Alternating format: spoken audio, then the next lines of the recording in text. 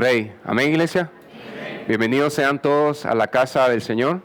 Esperamos que puedan sentir el gozo del Señor a cantar que solo la sangre de Cristo nos puede perdonar y limpiar. Amén. Es hermoso poder cantar del amor de Dios expresado en su Hijo Jesucristo. Amén. Me gustaría que le des la bienvenida a la persona que tiene a tu lado y le digas bienvenido a la casa del Señor, bienvenida a la casa del Señor. Amén. Cuán precioso es habitar los hermanos juntos en armonía. Amén. Bienvenidos todos a Iglesia Bíblica Petra.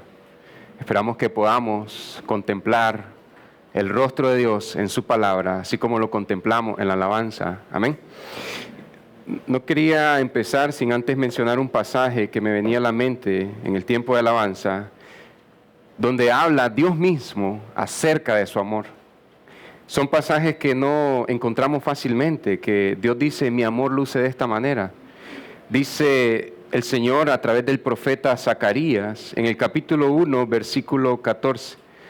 Luego el ángel me dijo, proclama este mensaje a gritos para que todos lo oigan.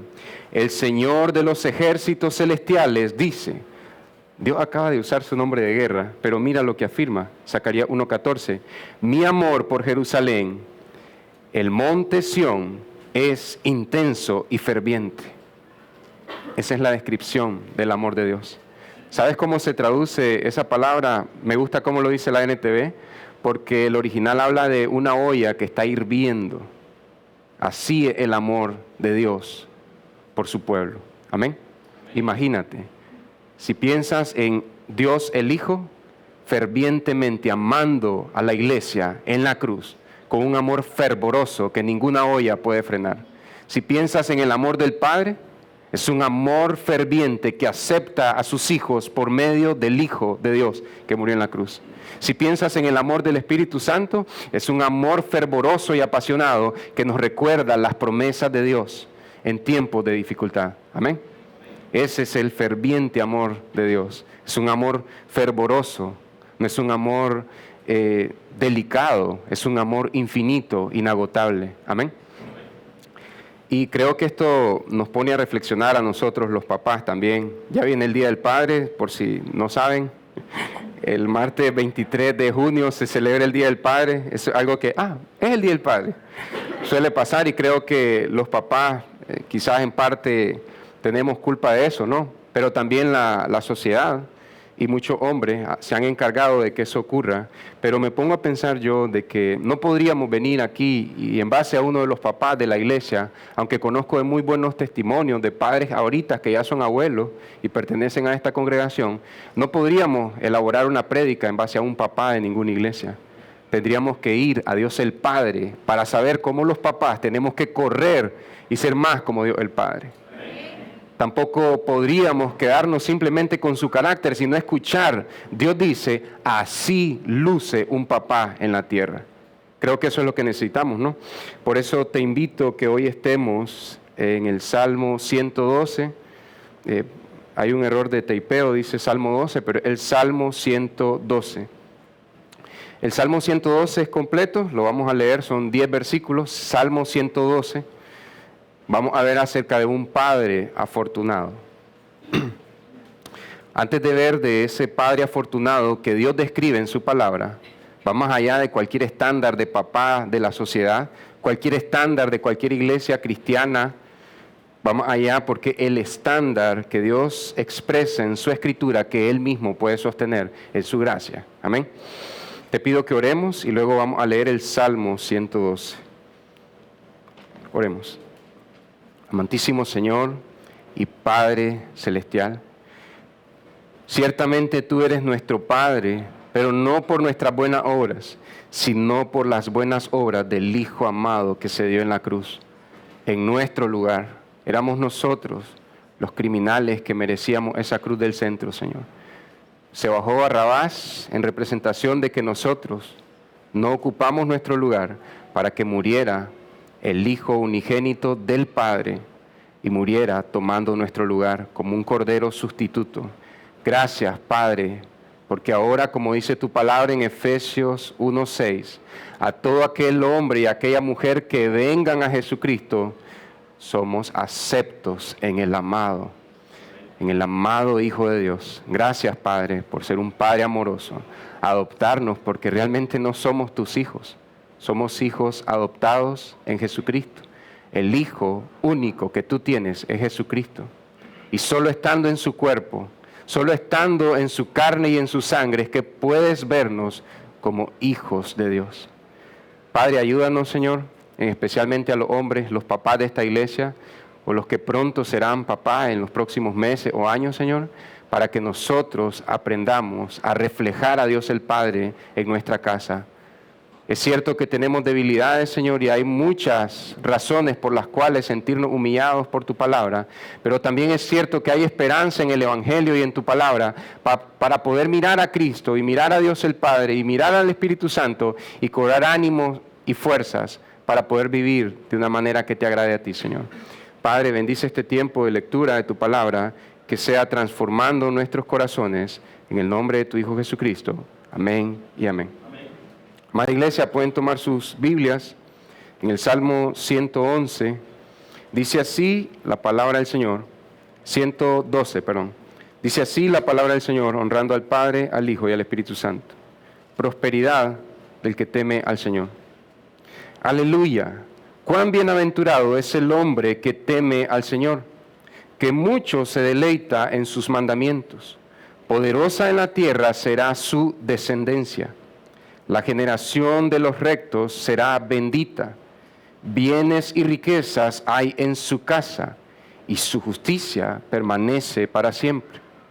Luz resplandece en las tinieblas para el que es recto. Él es clemente, compasivo y justo. Bien le va al hombre que se apiada y presta. Arreglará sus asuntos con juicio, porque nunca será sacudido. Para siempre será recordado el justo. No temerá recibir malas noticias. Su corazón está firme, confiado en el Señor. Su corazón está seguro, no temerá, hasta que vea vencidos a sus adversarios. Con liberalidad ha dado a los pobres. Su justicia permanece para siempre. Su poder será exaltado con honor. Lo verá el impío y se irritará. Rechinará los dientes y se consumirá. El deseo de los impíos perecerá. Amén. Esta es la palabra del Señor, Dios inspirando al salmista para escribir acerca de cómo luce un hombre bienaventurado, y habla de que este hombre es papá también. Es un buen ejemplo para nosotros, el de la palabra del Señor. Y podemos ver, iglesia, dónde empieza la dicha de este hombre. La dicha de este hombre inicia en el temor del Señor. Es algo extraño, pero va a ser tarea. En tu casa tendrás que leer el Salmo 111, que está antes del 112. Son 10 versículos también, te tomaría unos segundos. Y vas a ver ahí cómo termina el Salmo 111. El principio de la sabiduría es el temor del Señor. Esa es la base de la sabiduría. Y este hombre es bienaventurado por temer al Señor. Y cuando la Biblia te dice, bienaventurado es el hombre que teme al Señor. Te está diciendo que la bienaventuranza de este hombre no empieza en sus riquezas, no empieza en el tamaño de su casa, no empieza en su trabajo, sus recursos, su fuerza, su juventud, su inteligencia. La bienaventuranza de este hombre empieza en que teme al Señor. Y la pregunta sería, ¿qué es el temor del Señor? ¿Será acaso tenerle miedo a Dios? No. De manera simple pero profunda, temer al Señor es amar con un amor reverente a Dios. No es un amor como, Él es mi brother. No, Él es mi Dios y también es mi Señor.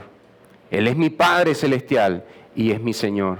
Él es Jesucristo, mi Salvador, mi Dios y Salvador, pero también es mi Señor. El Espíritu Santo, la Biblia dice que es nuestro consolador. El Espíritu Santo es mi consolador, me recuerda las promesas de Dios en su palabra, pero también es mi Señor y me empuja a vivir de la manera que Dios quiere. Es un amor reverente, y ese es el temor de Dios. Cuando sabes que vas en contra de lo que Dios quiere o no estamos haciendo lo que Dios quiere, el temor de Dios nos lleva a encarrilarnos o a dar la vuelta y regresarnos de ese camino equivocado. Por eso el versículo 1 decía: cuán bienaventurado es el hombre que teme al Señor, que mucho se deleita en sus mandamientos. ¿Estás viendo la descripción de la bienaventuranza de este hombre? No dice cuán bienaventurado es el hombre que tiene muchos camellos, que tiene muchas tiendas, que tiene mucho aceite de oliva, que tiene mucho vino, que tiene muchas vides. Cuán bienaventurado es el hombre que teme al Señor, que mucho se deleita en sus camellos, no, en sus mandamientos, en la ley del Señor, en la palabra del Señor. ¿Y dónde podemos ver expresada esa fortuna de este hombre? El versículo 2 y 3 lo va a ir diciendo, pero en sí, la fortuna del hombre está en su hogar. Papá, sobre todo si tienes niños chiquitos en tu hogar, la fortuna tuya está en tus niños, tus pequeñitos. Esa es tu fortuna. Y no es como dice la cultura aprovechada: estos son los que me van a ver de viejo. No es esa, sino que es una gran bendición. Los hijos son como flechas en las manos de un guerrero. Eso es lo que dice el Salmo 127. Los hijos son como flechas en las manos de un guerrero. La fortuna del hombre está en su hogar. Hombre, si eres papá de niños, si eres papá de menores de edad, si eres papá de personas que viven en tu casa, esas personas que son tus hijos son tu fortuna.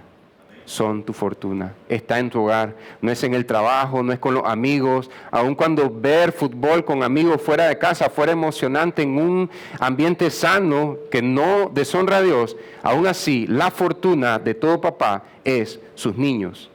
Esa es la fortuna de todo hombre. Y eso es lo que la sociedad no cree, y por eso es que muchos hombres menosprecian a sus niños. Amén. Mira cómo lo dice el versículo 2 y 3. Te dijo: bienaventurado el hombre que teme al Señor. La palabra de Dios ahora te va a explicar de los versículos 2 al 3 cómo es esa descripción de ese temor de Dios, y se va a la casa del hombre. No se va al templo, no se va al tabernáculo, no se va a las plazas, no se va en su conducta externa delante de la sociedad, se va a la casa del hombre. Esto debería demostrarnos algo, ¿no? Permíteme leerte el 2 y 3. Poderosa en la tierra será su descendencia. Está hablando de sus hijos. Tiene hijos poderosos. Ya vamos a ver por qué la Biblia los llama poderosos a sus hijos. La generación de los rectos será bendita. Bienes y riquezas hay en su casa, y su justicia permanece para siempre.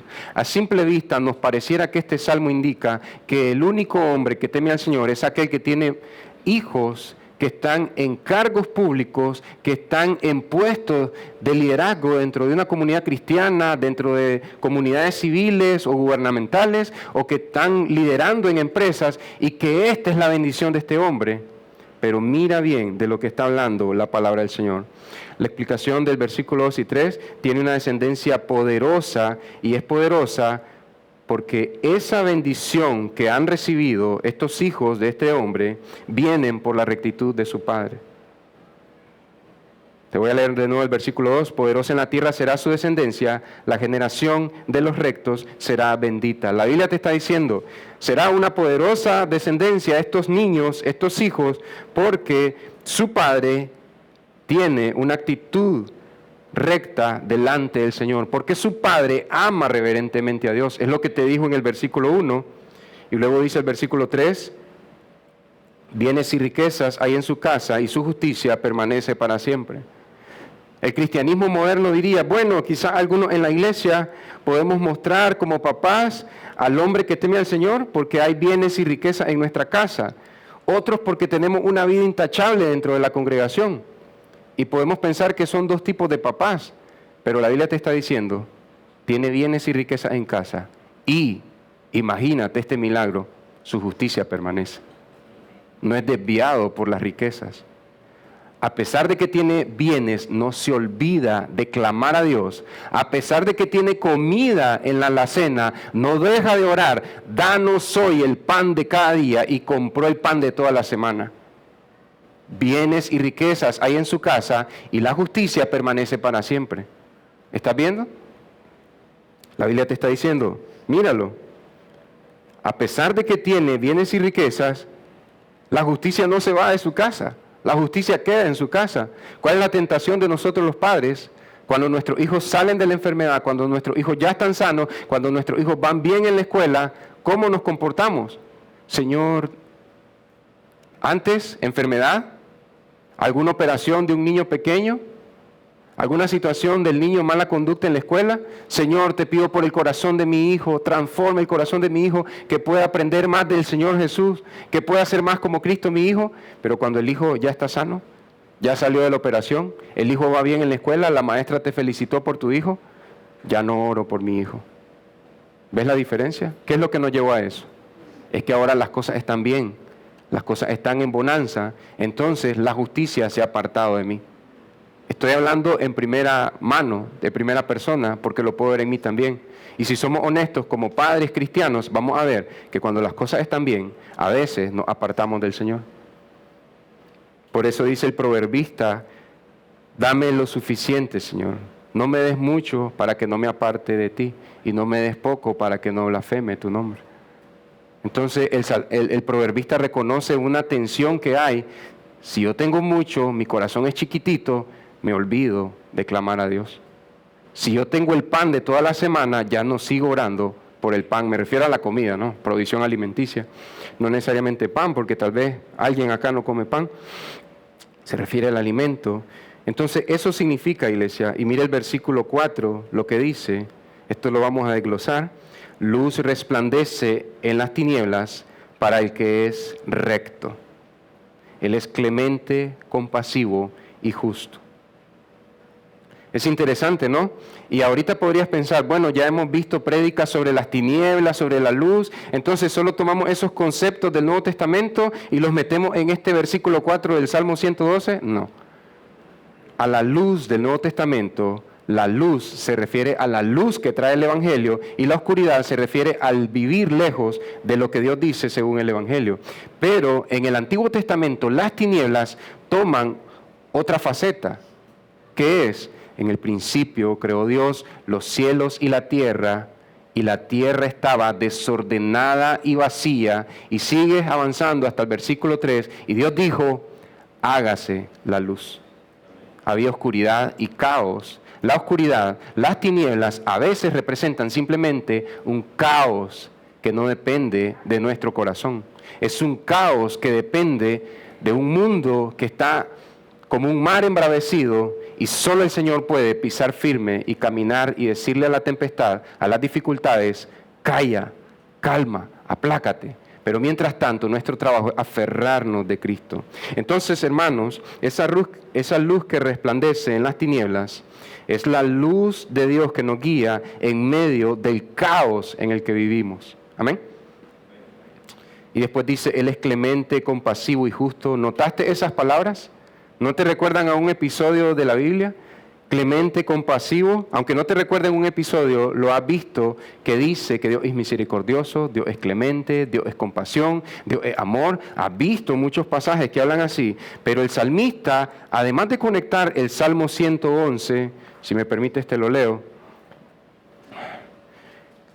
primero habla de la salvación que trajo a este hombre al temor de Dios, que él mismo, el Salmo 111 y 112 funcionan como parte A, y parte B de un cassette.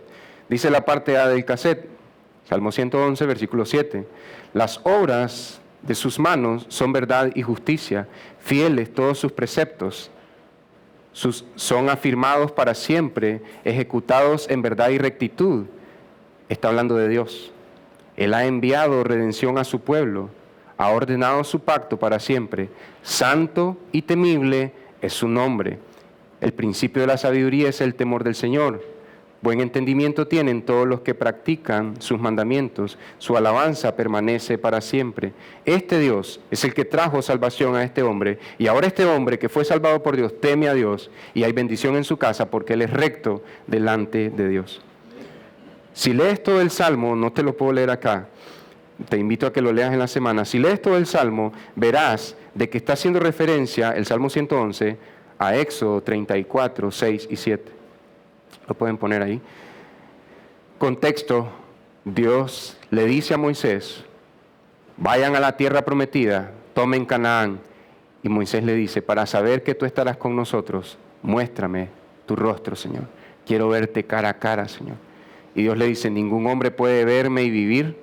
Te voy a mostrar mis espaldas, te pondré entre unas rocas y cuando yo pase, proclamaré mi gloria, proclamaré mi nombre. Eso es Éxodo 33, 34 y llega al versículo 6 y 7. Y Dios empieza a caminar y Dios dice una frase sorprendente. Y Moisés queda con la tapa de los sesos reventada por esto que dice Dios. Dice Éxodo 34, 6, 7. El Señor pasó por delante de él, delante de Moisés, y proclamó. Le dijo que le iba a mostrar su nombre. El Señor, Dios compasivo y clemente. Están las mismas palabras, pero invertidas. Clemente y compasivo, el hombre que teme al Señor, pero ahora es Dios compasivo y clemente. Lento para la ira y abundante en misericordia y verdad. Nosotros rápido nos enrojecemos de enojo cuando estamos furiosos por algo. Pero Dios dilata que se le encienda su rostro. Eso es lo que está queriendo decir. Lento para la ira, grande en misericordia y verdad. Misericordia para los pecadores y verdad para señalar el pecado de los pecadores de los que está teniendo misericordia. Misericordia y verdad. Presta atención, iglesia, que nada te distraiga. Que guarda misericordia a millares, el que perdona iniquidad, la transgresión y el pecado, 3 áreas de rebelión, que no tendrá por inocente al culpable, que castiga a la iniquidad de los padres sobre los hijos y sobre los hijos de los hijos hasta la 3ª y 4ª generación. Y si sigo el versículo dice, pero que tiene misericordia para miles de generaciones. Hay más misericordia para las generaciones que temen al Señor. Y en este caso serían hijos que quieren seguir en la rebelión de sus padres, dentro del pueblo de Dios. Pero hay más misericordia para 1000 generaciones de las que quieren temer al Señor. ¿Cómo es que podemos ver esto acá? Si pueden poner por un momento el versículo 4 nuevamente. El papá que teme al Señor es clemente, compasivo y justo. ¿Entendemos la clemencia y la compasión que viene de Dios hacia este padre porque teme a Dios, adquiere atributos de Dios? Pueden volver a poner la lámina de Éxodo. Pero ¿dónde está su justicia? Su justicia está en el versículo 7. Dice que guarda misericordia a millares, el que perdona la iniquidad, la transgresión y el pecado, y que no tendrá por inocente al culpable. Y Moisés se pregunta, ¿cómo es que Dios va a tener misericordia de pecadores? ¿Y cómo es que Dios no va a tener por inocente a los pecadores? ¿Cómo es que Dios perdona y no tiene por inocente a los pecadores? Porque en Cristo Dios entrega su justicia y su misericordia, su amor y su verdad en la cruz del Calvario, en el sacrificio de su Hijo. Dios da misericordia a los pecadores y Dios se asegura de que no tendrá por inocente al culpable que rechace al único camino para llegar a Dios, Jesucristo. Entonces, en cierto modo, Dios está vaciando por la salvación que trajo en el 111, a este hombre. Dios está vaciando su carácter compasivo, clemente y justo sobre este hombre, sobre este papá. Y ahora el papá lo único que hace es proyectar el carácter de Dios. ¿Qué es lo que dice Génesis 1:27? Dios creó al hombre a su imagen y semejanza para que el hombre refleje quién es Dios. Eso lo agregué yo, ¿ok? Vas a hallar a su imagen y a su semejanza. Estoy explicando para que el hombre refleje quién es Dios. Pero mira lo que dice Efesios 4:32, si puedes ir a tu Biblia. Ese es el último versículo de Efesios 4 y leemos también los 2 primeros del Efesios capítulo 5, Dice, este es el llamado de Pablo para la iglesia. Sean más bien amables unos con otros, misericordiosos, perdonándose unos a otros. ¿Quiénes van a perdonar? Cristianos a otros cristianos. ¿Cuál es el mandato del Espíritu Santo? Perdónense unos cristianos a otros cristianos. Amén. Perdonándose unos a otros, así como también Dios los perdonó en Cristo. ¿Qué está diciendo? Sean como Dios. No es sean igual a Dios, como dijo Satanás. Proyecten la imagen de Dios, muestren que fueron hechos en Cristo a la imagen de Dios. Después dice Efesios 5, 1 al 2. Sean pues imitadores de Dios como hijos amados y anden en amor, así como también Cristo les amó y se dio a sí mismo por nosotros, ofrenda y sacrificio a Dios como fragante aroma. Amén.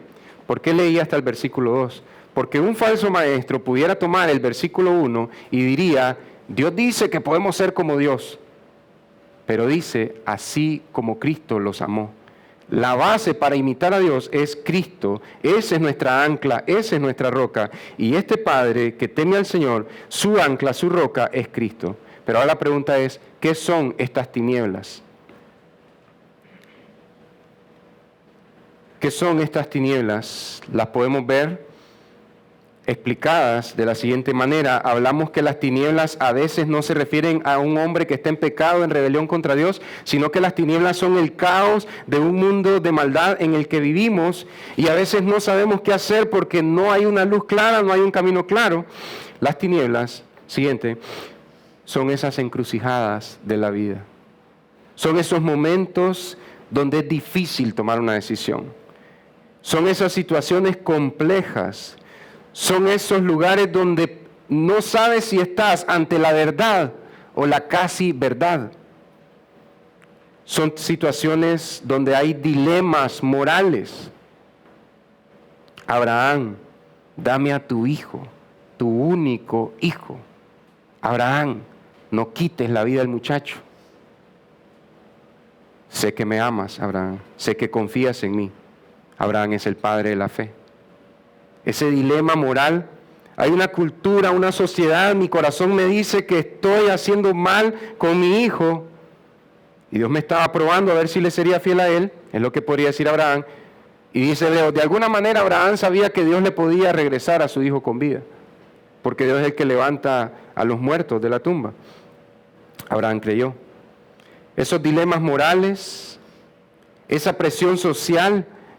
¿Has visto aquel meme de aquel hombre que es un animado que está secándose el sudor y hay dos botones? Y dice, si escojo este botón me linchan y si aprieto el otro botón me lincha la sociedad. Está el hombre secándose el sudor. Es una tensión que decido, si hago esto me atacan, si hago esto me atacan. Eso pasa en las redes sociales, sobre todo con figuras públicas de las redes sociales. Cada cosa que digan, alguien los va a atacar. Hay esa presión social también en nuestros hogares, en nuestras casas, y como padres hay una presión social. ¿Qué van a decir mis vecinos, mi familia, mis amigos, si tomo esta decisión? ¿Qué va a decir el hombre por tomar esta decisión? Por eso es que el versículo 4 decía, ahí mismo, no te muevas de ahí, yo te lo leo, luz resplandece en las tinieblas para el que es recto, es clemente, compasivo y justo. No es un hombre que lo podés manipular por hacerle sentir culpa. Y como le hiciste sentir culpa, va a hacer lo que vos decís. No, es un hombre que sabe qué es lo justo. Y va a decir, espérame, quiero ayudarte, pero voy a orar para pedir la guía del Señor y saber qué hacer. No te puedo responder ahorita. Y vos, qué odioso este hombre. Si le dije que estoy ahorita en necesidad y me dijo que va a orar para preguntarle a Dios que si me puede ayudar. Si Dios es pura generosidad y amor. Es que él seguía con la luz de Dios en medio de las tinieblas, en medio de las encrucijadas, en medio de situaciones complejas, en medio de la casi verdad, en medio de los dilemas morales, y la luz de Dios va a resplandecer en su vida, porque este hombre oró y no dependió de su propio entendimiento, sino que dependió de la guía del Señor. ¿Sabes dónde hay un siervo de Dios que dice, si esto es rojo y esto es azul, yo voy a hacer esto? En manera simplista hablando, este es Josué con los gabaonitas. Creo que es Josué capítulo 9, capítulo 10. Él dice, si vienen con ropas viejas, si vienen con pan mohoso, si vienen así, así, asá, esta gente viene de largo, los vamos a ayudar, les vamos a extender compasión. Pero Josué, dice el texto, no consultó al Señor. Y después vinieron problemas de corrupción espiritual para el pueblo de Israel a través de los gabaonitas. Puedes ver lo que pasa cuando un hombre dice, es que si hay esta situación, yo tengo que hacer esto. No, espérame, voy a orar, para pedirle a Dios dirección, porque es algo difícil lo que me contás, pero quiero apoyarte, pero que Dios nos dé dirección en lo que vayamos a hacer. Entonces la iglesia, la pregunta para nosotros, iglesia, sería, ¿cómo respondo a estas tinieblas? ¿Cómo responden los padres de nuestra iglesia? Es mejor dicho, ¿cómo respondemos nosotros ante las tinieblas? No estoy diciendo ante la maldad, ante el caos. No sabes si esto es rojo o azul. ¿Qué haces en ese momento? Bueno, al de Tin Marín, o escojo cualquier cosa, solo hay dos opciones. No, necesitamos la dirección del Señor. Y en esos momentos de presión social, de dilemas morales, hay una pregunta para todos nosotros, empezando con los papás, pero esta pregunta es para todo cristiano, hombre y mujer. ¿Temo lo que pase si decido, si hablo o si actúo? Creo que esto es para todo creyente, mujeres también, jóvenes, niños. ¿Temo lo que pase si tomo una decisión? ¿Temo lo que pase si hablo? Y no estamos hablando de tener prudencia para hablar, sino mejor no digo nada para no meterme a problemas y no comprometerme. Claro, Proverbios dice que antes de dar tu palabra, evalúes la situación con sabiduría, que seas prudente para hablar. Pero estamos hablando de que soy astuto para no hablar de cierta manera cuando puede ser de bendición y alguien más me va a ayudar. O digamos, soy un papá valiente que puede hablar a pesar de que sabe que va a ser atacado porque sabe que con lo que dice está honrando a Dios, aunque media Managua se levante contra él. Yo creo que no. Siempre estamos pensando, ¿qué va a pasar si digo esto? ¿Qué va a pasar si tomo esta decisión? ¿Qué va a pasar con la gente? ¿Cómo van a reaccionar para mí si yo actúo? Tengo miedo. Somos como Gedeón, ¿no? Nos parecemos más a Gedeón pidiendo señales a Dios que confiando y temiendo a Dios. ¿Cuál es la solución, iglesia?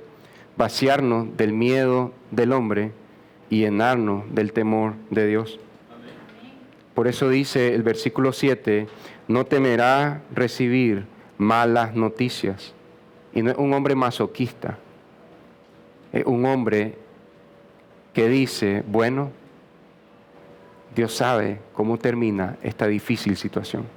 Dios sabe cómo nos va a ayudar. Hay un problema, hay que programar algo, una operación para uno de los niños, hay que tomar una decisión difícil sobre la educación de los niños, quizá hay que degradar o la familia tiene que encogerse en presupuesto. Y el Señor, el papá dice, bueno, con todo seguiremos adorando al Señor. A veces no vemos, hermanos, empiezo con nosotros los varones, cuando nos toca tener que encogernos, pensamos que es que Dios nos está castigando, que Dios se olvidó de nosotros, pero no nos damos cuenta que a veces ese encogimiento de bienes materiales, de riqueza en el hogar, de encogimiento de porciones de alimento, ya no podemos hacer los 3 tiempos, ahora hacemos los 2 tiempos. Antes era diario pollito, ahora es día por medio, ahora solo 2 veces por semana, ahora 1 vez por semana. Ese encogimiento que está ocurriendo es parte de contraerse y expandirse, el movimiento que a veces se da. Porque a veces, según la visión de José, a veces hay vacas gordas y vacas flacas. Y eso no quiere decir que Dios no ama a su pueblo. La Biblia no te dice, y cuando vinieron las vacas gordas en Egipto, los 7 años de abundancia, Dios amó mucho a Israel. Pero cuando vinieron las vacas flacas, Dios no amó tanto a Israel. La Biblia no te dice eso. El amor de Dios es un fiel amor de pacto. No temerá recibir malas noticias. Su corazón está firme, confiado en el Señor. Entonces no es un masoquista, es un hombre que confía en el Señor. Entonces, aquí hay un llamado, teme al Señor y confía en el Señor. ¿Amén, iglesia? Amén. Teme al Señor y confía en el Señor. Yo puedo ver en mi propio corazón, en alguna área donde yo tengo temor al hombre, cosas que me cuestan. Tengo que estar, Señor, ayúdame, ¿qué digo? ¿Qué hago? ¿Qué decido, Señor? A veces no es por lo difícil de la situación, sino por la reacción que va a tomar la gente hacia mí. Lo puedo ver incluso en reuniones de padres de familia. Es increíble cómo puedo ver el temor al hombre en una reunión de padres de familia. Y digo, ¿qué pasó? Toda la fluidez de palabra que a veces algunos rayitos de momento he podido tener, ¿a dónde se fue? El miedo al hombre me llenó y se fue el temor de Dios. ¿Te ha pasado? Ese temor de Dios que te dijo, no, nos vamos a parar firme en esta prueba y vamos a serle fiel al Señor a pesar de la dificultad. Pero luego viene otra prueba en otra área y ahí se nos va el temor de Dios y entra el temor al hombre. Recuerda que el temor al Señor es amar reverentemente a Dios. Mientras más nos despojemos, renunciemos al miedo al hombre, diciéndole en oración, Señor, yo hoy dejo de tenerle miedo a esta persona, a este familiar, a este vecino, a este amigo, a esta maestra, a este jefe, a esta jefa. Yo hoy dejo de tenerle miedo al hombre. Me lleno de tu temor santo porque quiero amarte reverentemente y a partir de aquí voy a honrar a esta persona, pero conforme a tu palabra, no conforme esa persona quiera ser honrada, Señor. Yo me lleno de la confianza en Jesucristo. Yo creo en Jesucristo, que Él es mi Señor y Salvador, no solo para salvarme de mis pecados y de la muerte eterna y de la condenación, sino también para salvarme en el diario vivir. Amén. Amén. Su corazón está seguro, no temerá hasta que vea vencidos a sus adversarios. ¿Lo notaste? ¿Qué pensaría la iglesia del siglo XXI? Si un hombre teme al Señor, no va a tener enemigos. Díselo a Jesucristo. Sus enemigos lo crucificaron en la cruz. Y dice Isaías, Él andará en el temor del Señor. Mi siervo, dice Dios el Padre, andará en el temor del Señor. Isaías 52, 53. Molido fue, despreciado, varón de dolores, quebrantado. El hombre que temía al Señor fue quebrantado por sus enemigos. Amén. Amén. Entonces, iglesia, no te preguntes por qué, si mientras más me acerco al temor del Señor, ¿por qué es que parecieran que surgen personas que ahora son mis enemigos? Personas que siempre me admiraron y les caí bien, a partir de tomar estas decisiones, ahora fruncen, aprietan el ceño cuando me miran. ¿Por qué pasa eso? Si antes me decían, sos una linda persona, ¿qué está pasando ahora con estos amigos, familiares míos? A partir de que empecé a hacer esto para la gloria de Dios, hay resoplos cuando paso, ceño fruncido, esa actitud de desprecio, miradas de escopeta, quisieran tener balas cuando parpadean para poder verte caer al suelo. Pero si esta persona me dijo hace 15 días, hace 2 años que me admiraba mucho, ¿algo cambió en esta persona? No, te ha llenado el temor del Señor. Espero que sea eso, iglesia, porque dice el apóstol Pedro, está bien cuando sufrimos por ser fieles a Cristo, pero cuando sufrimos por desobedecer y dar mal testimonio delante del mundo, eso sí que no está bien, dice Pedro. Eso lo dice en su primera carta. Iglesia y padres, descansa en la providencia y en la soberanía del Señor. ¿Sabe qué está respondiendo este punto acá? ¿Cómo hago yo para que cuando vengan malas noticias en mi casa, el miércoles, no hay grupo pequeño, no estoy en reunión de nada, y de repente un lunes me cae una mala noticia a las 7 de la mañana, ni siquiera he salido de mi casa, y hay una mala noticia? Descansa en la providencia y en la soberanía del Señor. Amén. Piénsalo bien. Hay una situación con tus hijos, tienes que responder rápido, tienes que reaccionar rápido, pero descansa en la providencia y en la soberanía del Señor de verdad. Porque el intento de nosotros es, la mujer dice, y ay amor, ¿por qué no haces nada? Es que estoy descansando en el Señor. No, estamos siendo pasivos. Descanso del Señor no significa no hacer nada. Descanso del Señor es que te mueves rápidamente, pero no estás histérico, estresado, nervioso. ¿Qué nos pasa a veces? Yo a veces me resumo con una sola palabra, desesperado. Me entra el desespero. Me adelanto a lo que Dios está haciendo y Dios dice, calma, calma, niño inquieto, deje actuar a su padre. Estad quietos y mirad que yo soy. Aprenda de mí a ser papá. Dios nos humilla cuando nos desesperamos. Entonces, hombres, padres, cuando vengan esas situaciones difíciles, esas encrucijadas de la vida, espérate, tal vez no es tiempo de hablar. espera un poco. Tal vez sí es tiempo de hablar y va a pasar un problema. Y después de 2 horas de problemas, las personas pueden decir, tenés razón, vamos a desistir por ahí. Puede pasar. Descansa en la providencia y en la soberanía del Señor.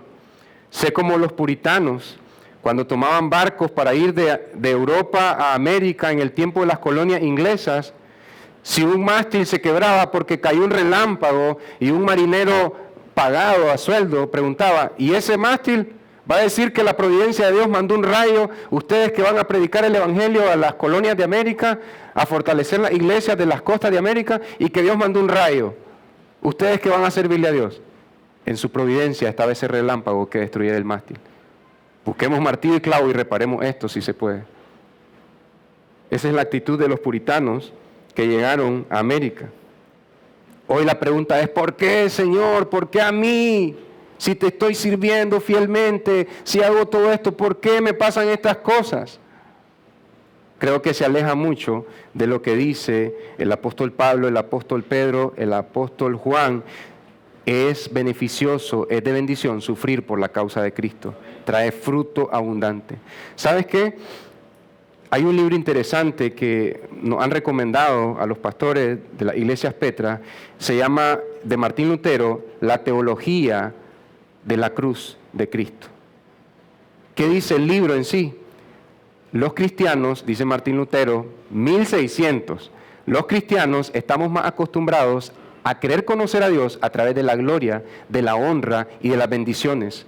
Y nos cuesta conocer a Dios cuando Él permite sufrimientos en nuestras vidas. Mira lo que dice la síntesis del libro. Pero, se nos olvida a los cristianos que Dios quiso conocernos en intimidad a través del sufrimiento de su Hijo en la cruz del Calvario. ¿Por qué dudas de que puedes conocer más íntimamente a Dios a través de tu sufrimiento? Es la síntesis de todo ese libro. Yo estoy esperando adquirir ese libro, no es muy largo, y yo pienso que es algo que la iglesia del siglo XXI ha olvidado, la teología de la cruz de Cristo. Amén. Eso fue uno de los libros que empezaron en 1600 a publicarse y a propagarse en las iglesias cristianas. Iglesia, la justicia de Dios delimita su valentía y compasión. ¿Sabes qué? Ahí en la calle van a salir personas y te pueden ver que dice Cristo es suficiente, Cristo o una cruz, algo te pueden ver en tu camiseta, algo te pueden ver que haga una referencia al Evangelio y no anda efectivo. Quizás anda una tarjeta de débito con 200 córdobas o con 2,000 pesos, pero no andas monedas, no andas nada. Te miran salir de un establecimiento y te dicen, dame para el fresco. No ando. Y te quedan viendo la camisa, que es cristiana, los zapatos. De balde andas esa camisa, te dicen. ¿Por qué te dicen eso? Es que si sos cristiano, tenés que ser compasivo todo el tiempo. No. Jesús no sanó a todos los enfermos de Jerusalén. Jesús no sanó a todos los leprosos de Israel. Y ahora el cristiano del siglo XXI tiene que hacer bien a todo el mundo. Es imitar a Cristo, no crear un nuevo Cristo. ¿No? No estoy diciendo que Cristo no tuviese el poder para hacerlo, pero Él dice, yo he venido para hacer la voluntad de mi Padre. Si un cristiano no anda efectivo, no anda vuelto, no anda monedas y no le da a alguien que le pide en la calle, no es porque sea un cristiano malvado y que anda una camisa de adorno. No ando efectivo, brother, no ando billete, brother. ¿Qué quieres que haga? No me puedo quitar la camisa porque no ando moneda. Amén. Es lo que habla la Biblia. Dice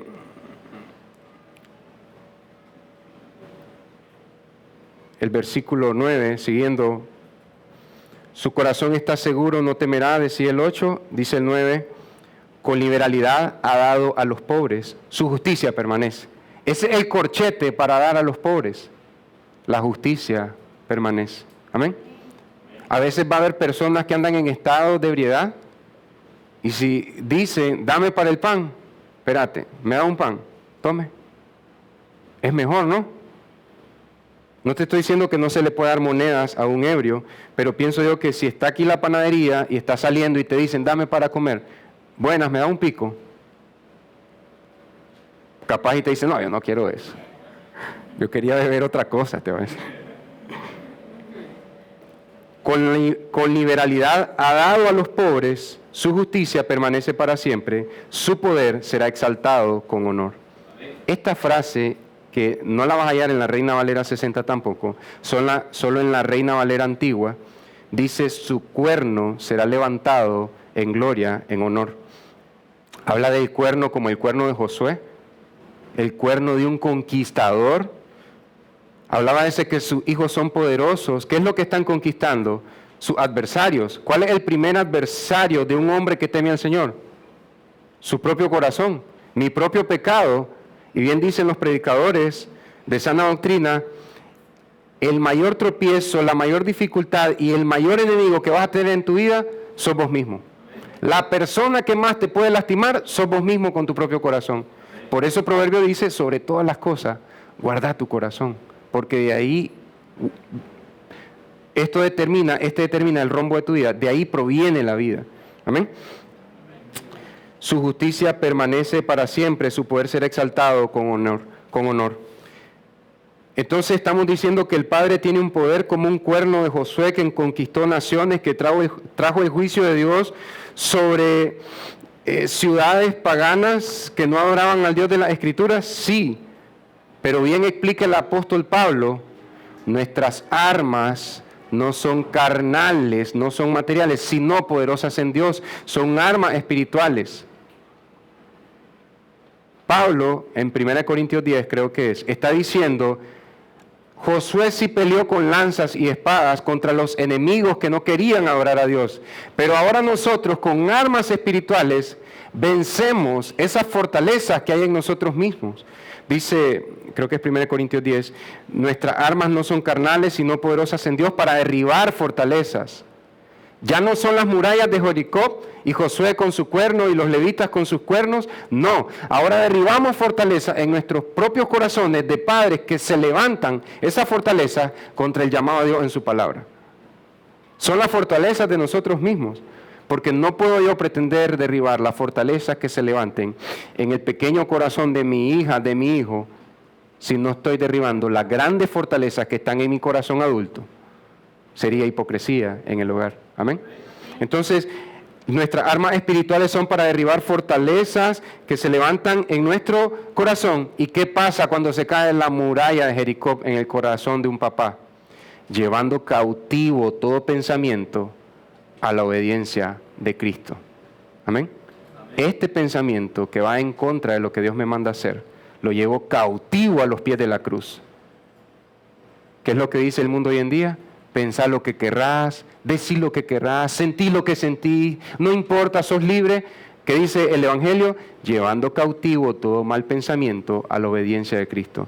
Solo mira la iglesia cristiana, cuántos divorcios han habido en la iglesia cristiana, cuántos padres que no están cuidando a sus niños.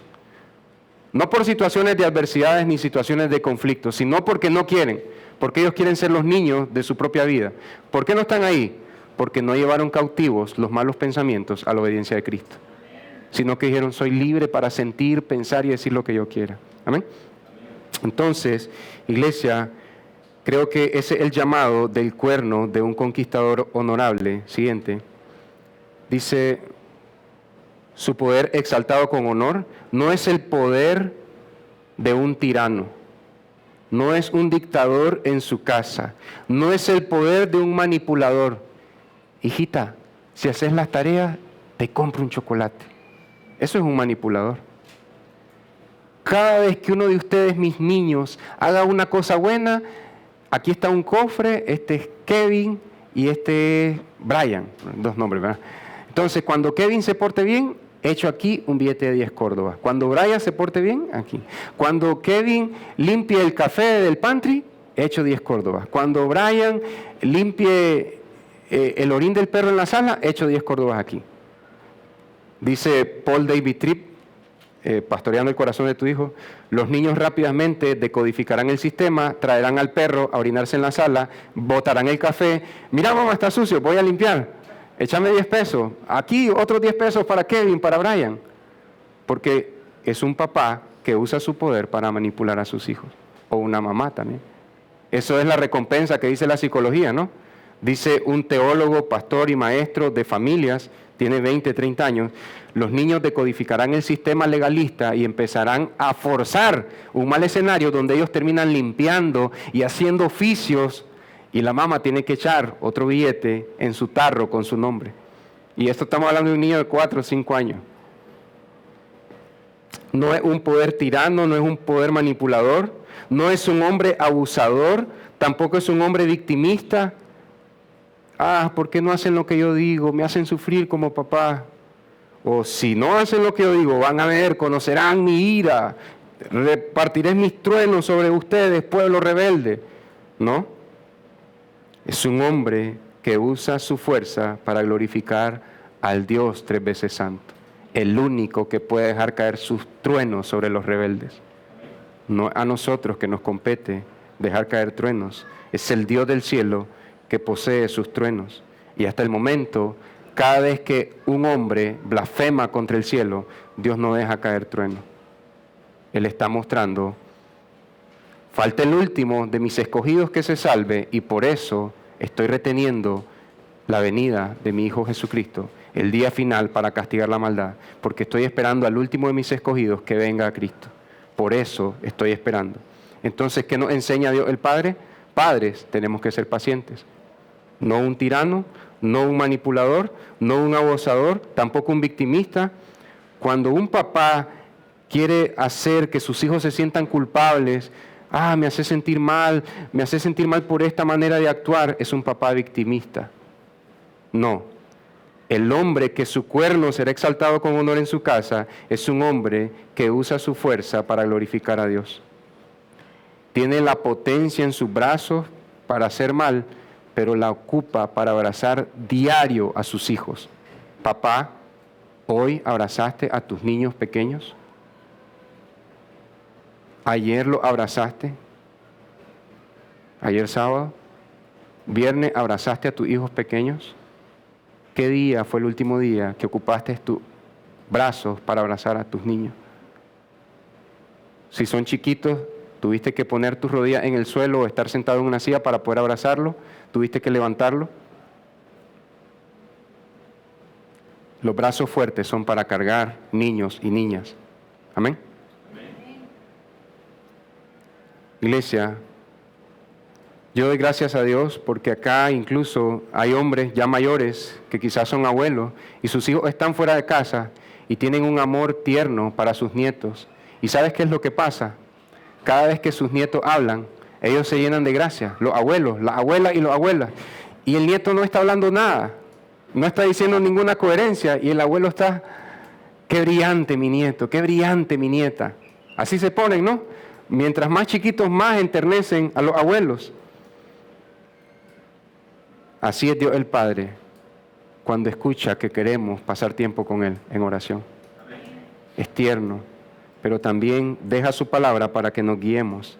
Entonces, iglesia, sabemos que Dios no es un abuelo bonachón que va a ignorar tu pecado, pero sí es un padre con un amor ferviente que es capaz de entregar a su propio Hijo en la cruz para poder tener comunión contigo eternamente. Amén. Vamos a concluir con la aplicación.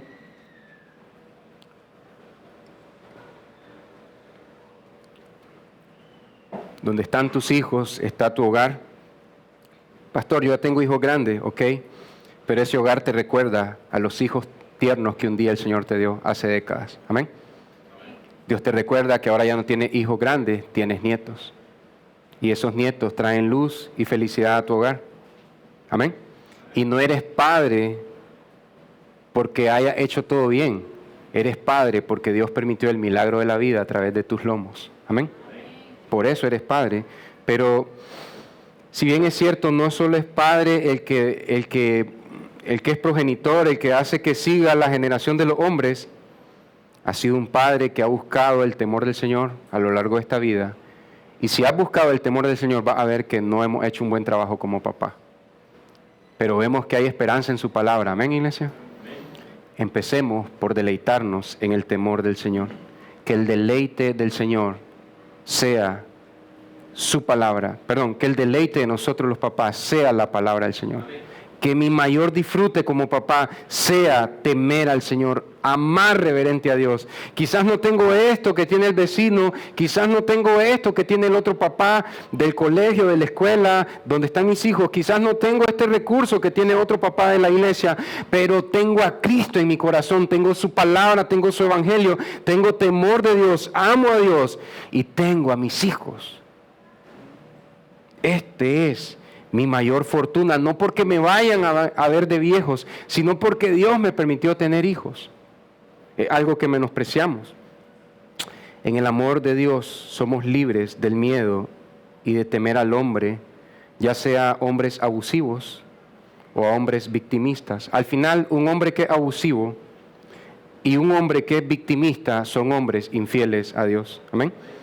Pero tú, padre, iglesia, también hombres, mujeres, jóvenes, niños, ancianos, todos debemos de deleitarnos en Dios, en la palabra de Dios y en nuestros hogares.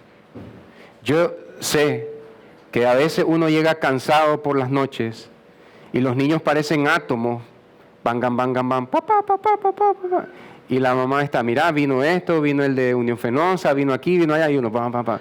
Y uno dice, después de la jineteada de la calle, aún en medio de ese caos, la luz de Dios permanece. Amén.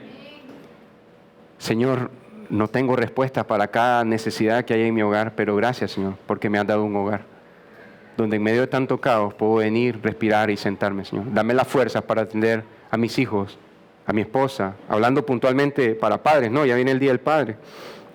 Si no les van a dar solo una pata de pollo con salsa de tomate el Día del Padre. Y cocida para colmo, ni siquiera va a ser asada ni frita. Deleítate en Dios y su palabra, deleítate en el hogar que Dios te ha dado, por su providencia. Si eres papá, por su providencia tienes hijos, no es porque eres un gallo, no es porque eres un caballo de raza español, no, es por la providencia del Señor. No es por nosotros, no es por nuestra fuerza, es por el brazo poderoso del Señor que tienes hijos a los cuales enseñarles. Son hijos que son retos que nos superan. No nos da la paciencia, la sabiduría, la capacidad. Quisiéramos ayudarlos, pero no podemos. Por eso necesitamos deleitarnos más en la palabra del Señor. Enseñarles a nuestros hijos que Cristo es la mayor dicha y el mayor deleite. Ya no tengo mis hijos en casa, tienes nietos, vas a tener nietos. Enseñarle a tus nietos el mayor deleite de la vida de toda persona es Cristo. El mayor deleite, la mayor dicha es Cristo. Esa es la mayor dicha que puede vivir el ser humano. Iglesia, vivir y enseñar el deleite de Cristo es lo que hace un hombre, un padre afortunado. ¿Puedes ver? Quizás no hemos estado viviendo en el deleite de Cristo como papás. No hemos estado enseñando a nuestros hijos, me incluyo como pastor de esta iglesia, quizás no hemos estado enseñando a nuestros hijos que se deleiten en Cristo. Estamos perdiendo la dicha de ser padres afortunados que nos ha permitido el Señor ser papá. Amén. Oremos. Señor, aquí estamos delante de ti, Señor. Es muy esperanzador ver al Padre perfecto de los cielos. Ver cómo con tanta ternura dijo desde los cielos: he aquí mi Hijo amado en el cual me complazco. A veces nosotros dudamos de llamar a nuestros hijos amor. Nos cuesta decirle a un varoncito, hijo o nieto, amor. Y Dios el Padre dijo a su Hijo, el hombre perfecto, totalmente masculino: este es mi Hijo amado. Lo dijo delante de Juan el Bautista, un hombre rudo y áspero. Lo dijo delante de Pedro, de Juan. Lo dijo delante de Moisés y Elías, hombres ásperos del Antiguo Testamento. Y Dios dice: este es mi Hijo al que yo amo. Y nosotros dudamos de decirle a nuestros hijos e hijas amor. Ayúdanos, Señor, a amar a nuestros hijos con el amor del Padre. Ese amor fervoroso, ese amor que está como una olla al reventar por pasión y amor santas. Ayúdanos, Señor, para amar así tu palabra también, que nuestro deleite sea Cristo, Señor. Reconocemos que somos papás miedosos, temerosos. Es increíble que nos has dado este privilegio y nos da miedo imitarte, Señor. Preferimos tomar las salidas del mundo, de la cultura, de nuestra experiencia, Señor. Pero hoy tú nos llamas a ser padres conforme a tu palabra, Señor. En medio de todas nuestras fallas, flaquezas, Nos aferramos a la esperanza del Evangelio para crecer como papás y empezar a dar pasos de fe en los próximos días, semanas y meses, Señor. No esperar 5 años para cambiar como papás. Desde ya cambiar. Incluso los abuelos de esta iglesia pueden desde ya empezar a cambiar y ser padres, abuelos que reflejan el amor tierno y verdadero del Padre que está en los cielos. Tratar con gran ternura a los pequeñitos del Padre.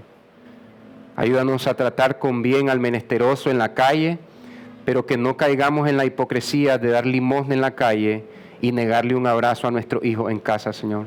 Que demos abrazos a nuestros hijos en casa, o a nuestros nietos si los tenemos, Señor, y que podamos acordarnos del menesteroso, Señor. Y cuando el menesteroso nos culpe de no ser compasivos porque no andemos, Señor, recordarnos que nuestra justicia está limitada por tu providencia, Señor. Por lo que tú permites que andemos en el bolsillo, Padre. No permitas que reaccionemos ante la gente que no te conoce, que seamos justos, de una manera que reflejemos tu carácter santo y paciente para con pecadores rebeldes, Señor. En el nombre de Jesús, bendice a tu iglesia. Y gracias, Señor, por cada papá que hay hoy acá en esta iglesia, escuchando este mensaje. En el nombre de Jesús, amén y amén. Son muy amados, iglesia, que el Señor los bendiga y tenemos el privilegio de decir a los papás, antes del mundo, feliz Día del Padre. Amén. Amén.